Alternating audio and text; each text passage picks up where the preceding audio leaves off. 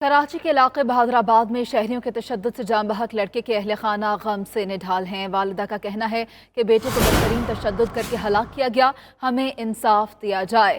ریحان اگر ملزم تھا تو پولیس کے حوالے کیا جاتا۔ مزید کیا کہا، آئیے دیکھتے ہیں۔ اس طرح تو دہشت گرد کے ساتھ بھی تشدد نہیں کرتے ہو، دہشت گرد کو بھی آپ لوگ حکومت کے حوالے کرتے ہو۔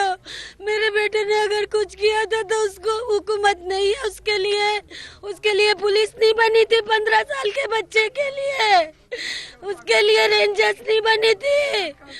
ہاں، میرے بیٹے کو اس طرح مارا، میرے بیٹے کے کپڑے بھی اتار کے مارا، میرے بیٹے کو بولتے ڈنڈا سے کر کے میرے بیٹے کے سر میں مارا، میرے بیٹے نے دم توڑ دیا، میرے بیٹے نے دم توڑ دیا۔